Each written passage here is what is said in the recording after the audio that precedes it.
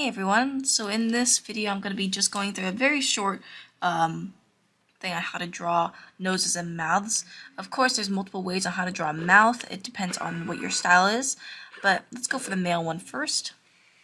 So I think I will draw some noses and mouths on this side, but I would say the most basic kind of nose that would be most fitting for a guy is more voluminous and more detailed. So usually a nose from the front would be you drawing the bridge of the nose just a little bit. And then we have the bottom of the nose, just like that. And sometimes if you want to go even more like manly, you can add a little bit of form to the nose by adding another dimension.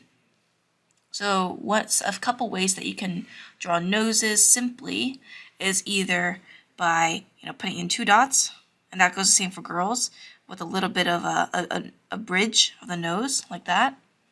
You can you can go straight line, triangle, which is the side of the nose. This is like our little muscle on the side, and a nostril over here. Or you can simply just draw a triangle here. But since I want to make it more manly, I want it to kind of have the full effect. So I just did it like that. And for the mouths, depending on your expression, since he's more serious, he's probably going to have more of a frown. And usually I would just simply kind of draw the two ends of the mouth while leaving a little bit of space. And the reason why I do that is just to kind of give some breathing room. I don't like to draw the full mouth as one straight line. I like to kind of make sure it's a little bit uneven. It just looks better to me.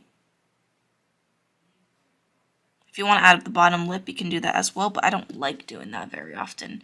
Although it doesn't look bad for this guy here, but I just like to do it like this. Just, unless it's really necessary, I don't really draw a bottom lip. So that is how to draw mouth, just how to draw a mouth for the guy. Usually it's just most of the time like that. And when it comes to expressions, I will get to that later. So when it comes to the girls this time, for a specific expression like this, you just want a little point.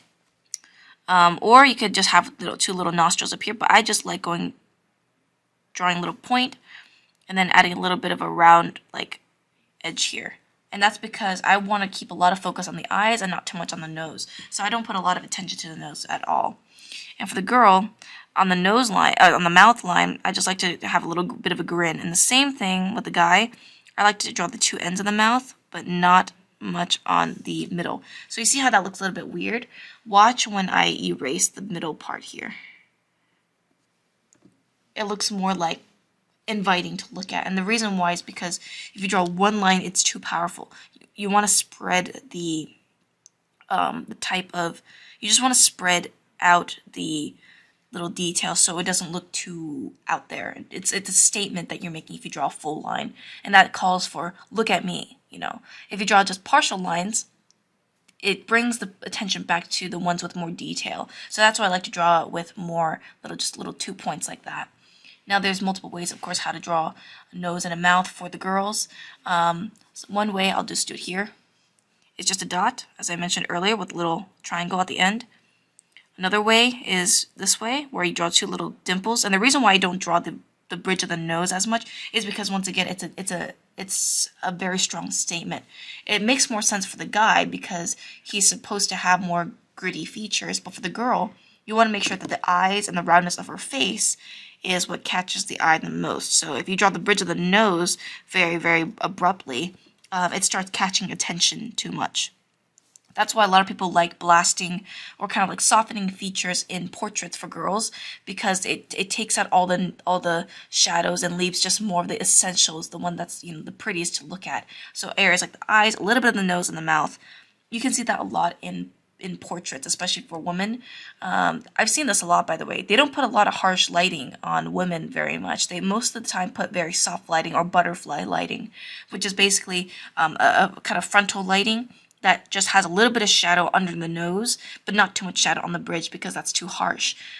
So a lot of the features are blown out a little bit and just softer in appearance. For the guys, the hard light, it looks better for guys because it shows all the nice and gritty features that makes them look more masculine. So that's just another thing. So yeah, that's pretty much it for this video. Let me know what you guys think. Hopefully this helped in differentiating between, genders and how to draw them nicer.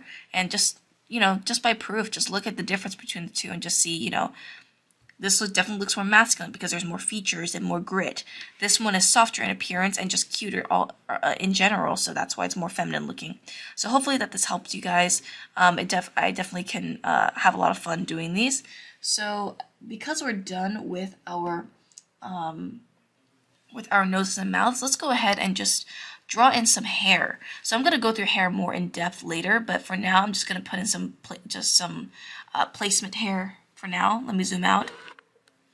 So when it comes to guys, I think I'll just give him a simple hairstyle for now. Probably something more, maybe like a parted bangs look. So if I'm going to do parted bangs, I want to make sure that my hairline is in a good height. So I like to put hairline about up to here, not down here, especially not up here where the scalp starts, because you have layers in your hair, right? When you have layers in your hairline is definitely not at the scalp. It's just a little bit lower. So let's go ahead and just draw some hair real quick. If you want to, I'm going to go more in depth on how to draw hair more properly, but usually the go-to for hair is you want to simplify these in ribbons. So if I'm going to draw a parted bangs, something like Sailor Moon, for example, I want to draw the underside first and then come out with a curl. And I'm going to draw in like little, section where, you see the hair underneath. Then I'm going to layer on top and then taper the ends. I like to taper the ends because it just gives some more dynamic flow. If I don't taper the ends, it will look really weird because there's no thick to thin motion. There's just kind of straight. Now, of course, you can definitely do straight hair and have them, not taper the ends, but more like go more squarish. But I tend to like this kind of style because it just looks better. So the popular kind of hairstyle nowadays is just more like parted bangs, more like not very blunt bangs. So if I'm going to layer this on top, I'm just going to keep drawing the same shape over and over, just in varying shapes. So notice how I like to do big groups and then small subgroups later. And notice how I'm not putting my hair strands all over the place. I'm just kind of simplifying them and making sure that they're coming from the same origin point or around the same area. And if I want to make another strand that's kind of like popping out, I just draw over on top. But I'm not really going to do that because it looks kind of bad. But that's just if you want to do that. Of course, there's different hairstyles, so I'm just going with a safe one for now. If I want to overlap more, I can just go ahead and push out more of the shape. And I'm wanting to curl. Notice how I'm not making the hair stick to the scalp. I'm making it poof out because that's really what the hair does. It poofs outward. It doesn't stick to the scalp like glue. That's why when you have greasy hair, which I sometimes do have, it sticks to your scalp and it looks nasty and looks oily. So fluffy hair is usually, a good sign that, it's nice and washed. So I like to kind of poof it out, but not too much. Like just about to this extent is good enough. Let me do the other side, just the same, just the same kind of mode. If I want to add a little bit of styling to his hair, maybe like make a buzz cut around the edges here, I can just go ahead and make this part bare and then just add some little buzz cut texture on the side, like so. And then for this side, it can just be more like gelled back. It can just like you can have some motion lines coming from the back. Make sure that you draw the scalp, make sure that you draw the head, and make sure it overlaps nicely.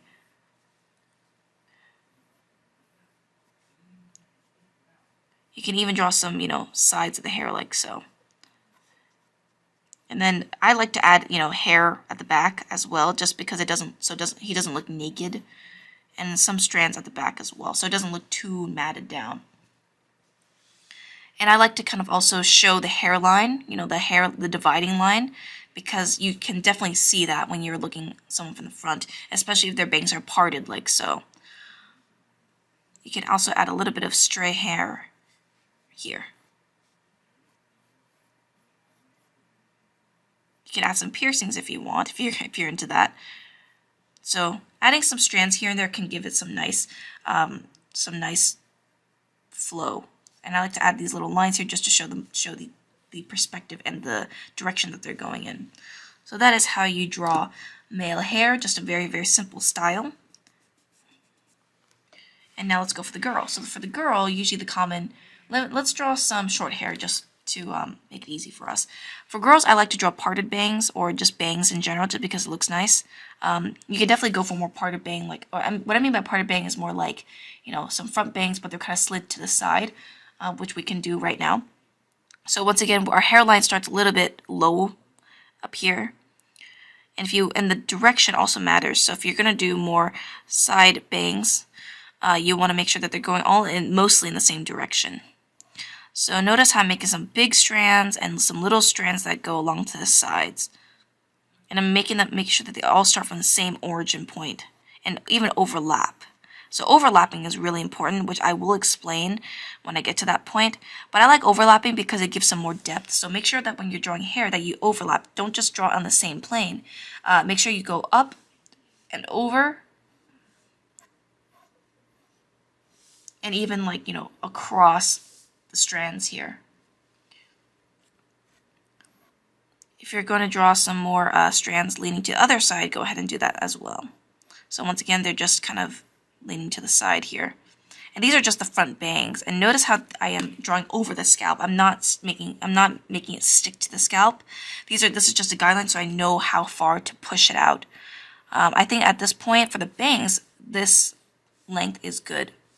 If I want to give her some, more hair on the outside, I layer on top. So let's say her hair is more like a bob. I like to put some hair on the outside and then flow it down. And then I like to curl it. So I like to put in the basic shape first and then detail later. I want to, block in my strands. So I'm making sure that everything looks good. So I'm curling it in the front. And then I add some details to the back. And notice how I'm drawing over the ear. That's because I'm going to just erase it anyway. And I overlap on top of this hair strand as well. And generally a thick to thin motion for the hair is the best because it gives a lot of dynamic flow. So try to try to taper a lot of the ends because it gives that kind of motion. And of course erase things where it's necessary. Stuff like the ear and part of the hair here because we're going to overlap anyway. You can even add some subcategory strands in the inside as well just to show some depth. So the more depth that you show, the more sides you show, meaning like if you see a side up here that shows that this is overlapping on top of this strand, more depth, more content, and more just more overall nice drawing. If you see that this strand is just the front, adding the other side to the back just to show where it's turning so it looks nice. But anyways, that is just a simple guide on how to draw some hair really quickly. I'm going to go over more on how to draw hair simply. And yeah, so I will see you guys in the next video. Anyways, take care. Bye-bye.